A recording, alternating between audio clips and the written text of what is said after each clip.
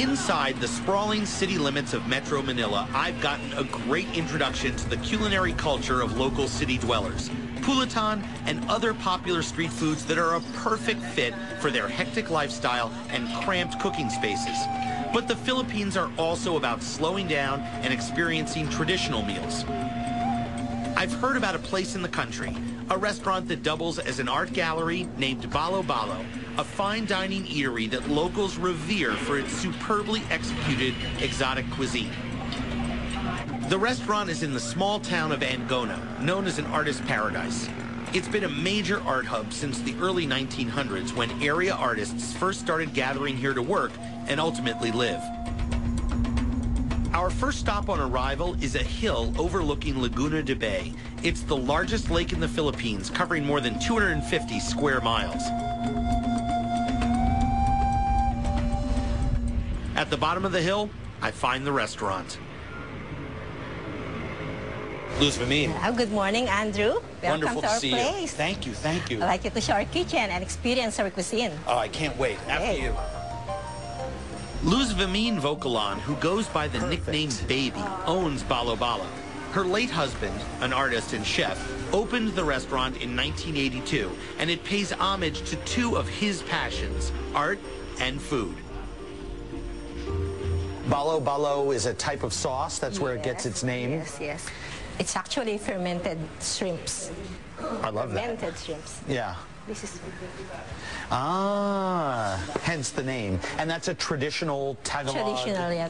ingredient, as are all these foods are very traditional Tagalog. Is that sort of cuisine becoming lost today in the modern world? Yes, yes. That's why we put this restaurant in a way by which we promote our culture and then show to our young people nowadays who love to eat pastas, different sandwiches, that we have traditional Filipino dishes that they can be proud of.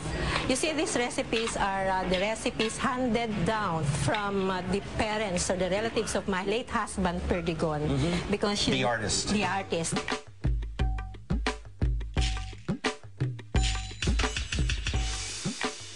Baby takes me behind the scenes to the kitchen, where I learn more about Balo Balo's menu options, starting with a soup so mysterious that at some point in its history, it was randomly assigned a number instead of a name. What's soup number 5? Soup number 5, the butt and balls of cow.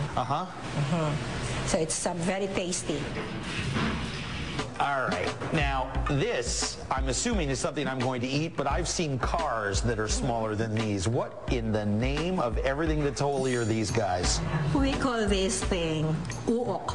Uok. Uok, worm. You can find it in fallen trees, inside the fallen trees.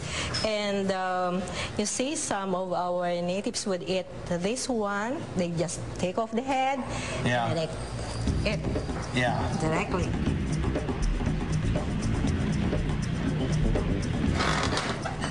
We sit down to a round of appetizers, fried leaves from a local plant. We have crispy alagaw leaves. This looks fabulous. You know, alagaw is a herbal plant. And our forefathers used to make use of this leaf, whether you have stomach ache, abdominal pain, or headache. Fair? How does it taste? You got the minty flavor of the leaf? Well, here's the thing. Usually, when somebody says, oh, eat this, is going to be good for you, it means it's going to taste a little strange. That tasted like a cross between mint and parsley. It's very, very good. Wow.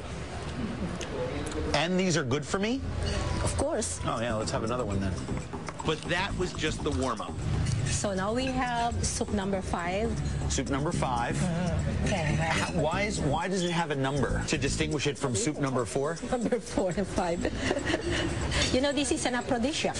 That's what they say about all things that are really funky. It's an aphrodisiac to get you to eat it. Soup number 5 is also said to have healing properties, much like chicken soup.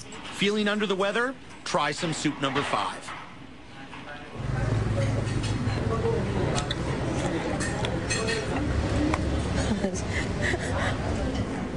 kind of spongy, a little gamey. it's sort of a non-event, and what makes it really, really good, the good part of it is your broth. The broth is really, really, really good. Moving on to the main dish, uwak. These are the giant worms, the uwak. The uwak, yes. In adobo with soy sauce and vinegar. Vinegar, chili, and chilies. I love seeing worms and other foods like it on the menu here. For me, making traditional items available to today's diner brings us all closer to our past and reconnects us to our food source. All right. So the head and the little feet come off. yes. Right? You can eat it all, and then you put out the tough part of it, the skin. And so you don't eat the tough part. Of course, you do not. Right. Don't eat. Of course. Of course you don't. But you suck out all this stuff that's on the inside. All right. Cheers.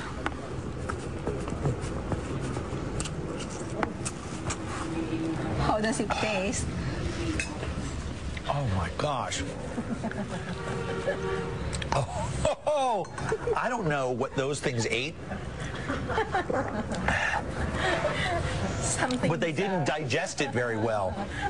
That's very gritty and very, oh my gosh, you clean out the inside of that stuff, it's like jelly on the inside of there. It's worm jelly. Maybe it's better eaten raw. Better eaten raw. God, I love you. Unbelievable. I wasn't a big fan of the uwak, but it's easy to understand why they're an important part of the indigenous diet. They're a great source of protein, something that's not always easy to come by in this part of the world. After a few bites of ginatang bilo bilo, which is a sweet rice dish with tapioca beads and sweet potatoes, I'm officially full. Oh, thank you so much. That was just spectacular. What a great lunch. Spectacular food, even better company. All right. Balo Balo was a singular experience, my first opportunity to let my taste buds go completely native. Tomorrow, I'm off to the culinary capital of the Philippines. Up next, a trip to the river city of Pampanga, where crickets and stuffed frogs are on everybody's lunchtime table. And later, a trip to the beach, where I find some indigenous foods that are alive and well, even when eaten.